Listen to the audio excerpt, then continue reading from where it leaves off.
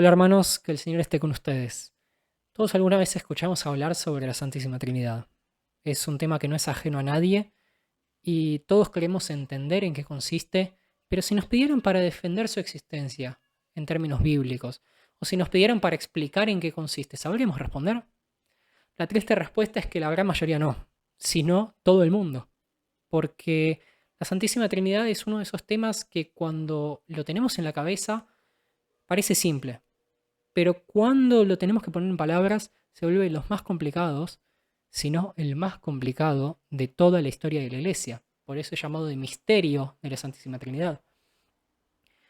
Y primeramente debemos entender si la Santísima Trinidad siquiera existe. Porque hay sectas que alegan que no existe basado en una interpretación completamente errada de la Biblia, como pueden ser los mormones, los testigos de Jehová. Los mormones en su caso también alegan que Jesús no tenía cierta divinidad. Y son grupos básicamente herejes de los que tocan el timbre los domingos a la mañana. Entonces, tenemos que saber defender la existencia de la Trinidad en términos bíblicos. Y para esto podemos usar pasajes como Génesis 1.1, donde se escribe Dios como Elohim y no Él. Él es la forma singular, Elohim es la forma plural.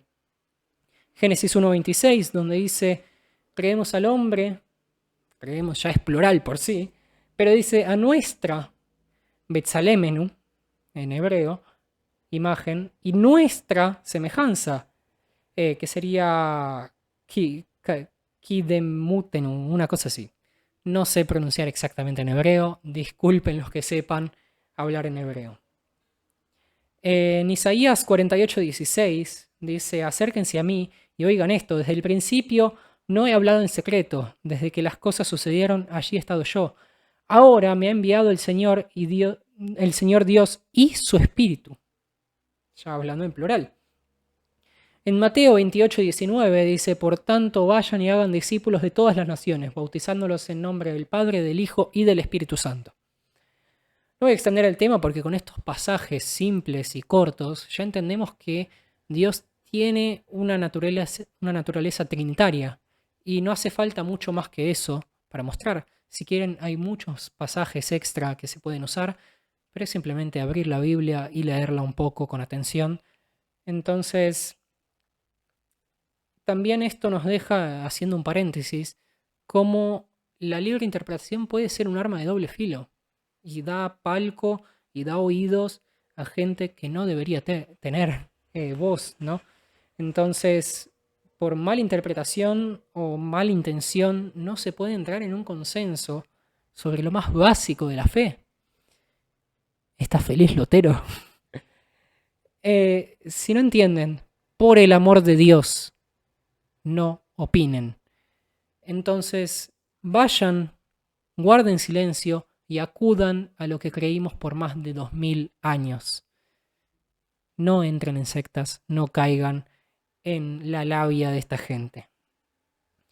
Pero pasando al verdadero tema del video, ¿qué es en sí mismo la Trinidad? ¿En qué consiste? No es algo tan simple, primero debemos saber qué no es la Trinidad, para no caer en una herejía intentando explicarlo. La Trinidad no son tres dioses, no somos politeístas. La Trinidad no es un único Dios presentándose en tres formas.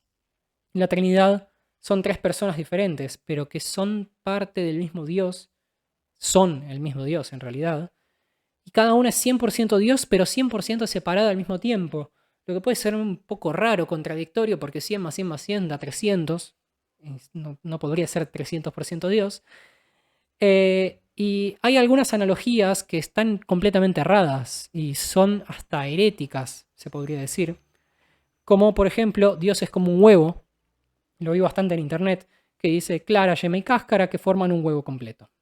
Esta es la más famosa herejía del parcialismo. El parcialismo consiste en separar a Dios en tres partes, de 33,3%. Y no dejaría que las tres personas de Dios sean 100% Dios, porque la clara no puede ser 100% Dios, la yema no puede ser 100% Dios, y la cáscara no puede ser 100% Dios. Entiéndase Dios como huevo, en este caso. Dios es como el alma, tiene tres naturalezas, racional, sensitiva y vegetativa. En este caso también es parcialismo. Dios es como la materia o el agua, en este caso, sólido, líquido, gaseoso, pero al final de todo es agua.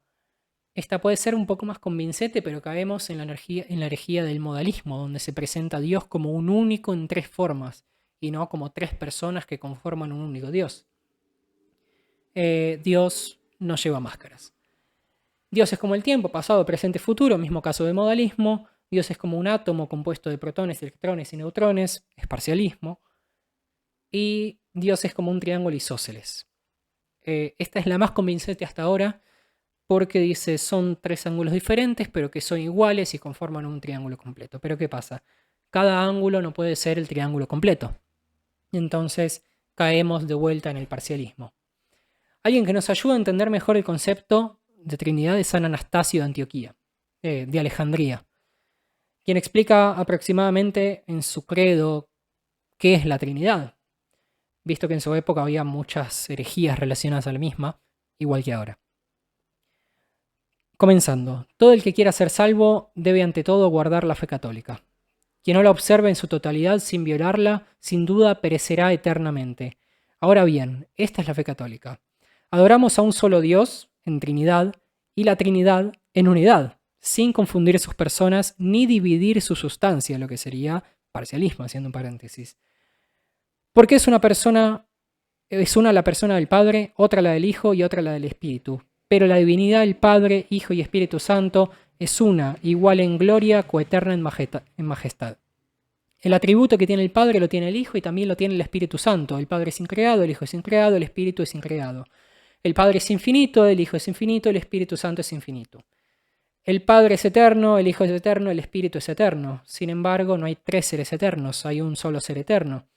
Como también no hay tres seres increados ni infinitos, sino un solo ser que es increado e infinito. Asimismo, el Padre es todopoderoso, el Hijo es todopoderoso y el Espíritu es todopoderoso. Sin embargo, no hay tres seres todopoderosos, sino un ser que es todopoderoso. Así también el Padre es Dios, el Hijo es Dios, el Espíritu Santo es Dios. Y sin embargo, no hay tres dioses, lo que sería politeísmo, sino un solo Dios. Así también el Padre es el Señor, el Hijo es el Señor y el Espíritu Santo es el Señor. Sin embargo, no hay tres señores, sino un solo Señor.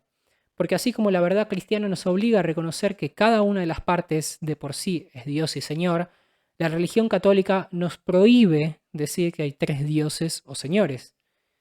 El Padre no fue hecho ni creado ni engendrado por nadie. El Hijo tampoco fue hecho o creado, pero sí fue engendrado solo por el Padre. El Espíritu tampoco fue hecho o creado, pero procede del Padre y del Hijo. Hay por lo tanto un Padre, no tres padres, un Hijo, no tres hijos, y hay un Espíritu Santo, no tres Espíritus Santos. Y en esta Trinidad nada es antes o después, nada es mayor o menor. En su totalidad las tres personas son coeternas y coiguales entre sí.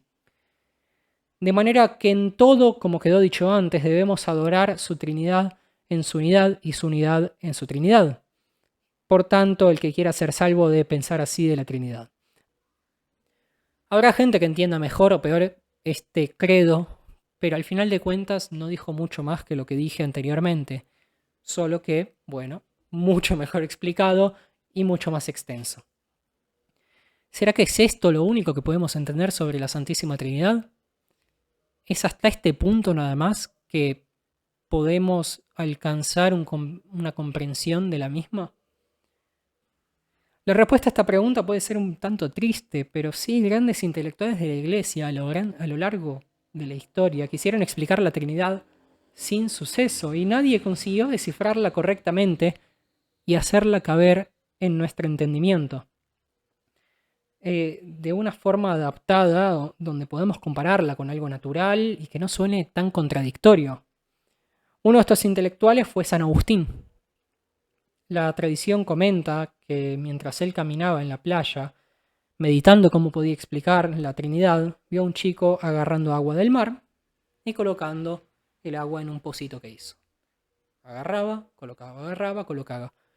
San Agustín le dijo, ¿qué estás haciendo? Bueno, él le dijo, estoy poniendo todo el agua del mar en este pozo, ¿no ves? Y San Agustín le respondió, eso es imposible. Y en palabras textuales le dijo, es más fácil que el agua del mar quepa en este pequeño agujero que el misterio de la Santísima Trinidad sea entendido por el hombre. Y esto me deja reflexionando porque esto es llamado de misterio de la Santísima Trinidad y realmente intentar entenderla es una pérdida de tiempo completa.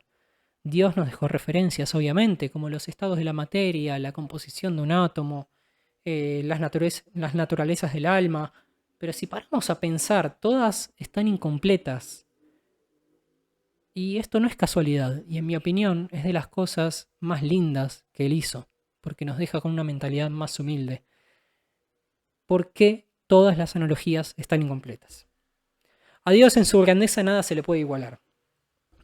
Y no podemos querer compararlo con algo natural o racional, porque simplemente no cabe en nuestro mundo ni en nuestra mente. Él es todopoderoso y eterno. Y si tuviéramos una analogía perfecta, significa que algo natural o racional se le igualó en su naturaleza, por lo que dejaría simplemente de ser Dios.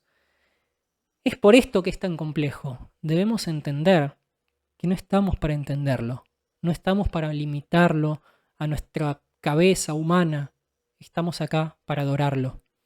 Un abrazo y que Dios los bendiga a todos.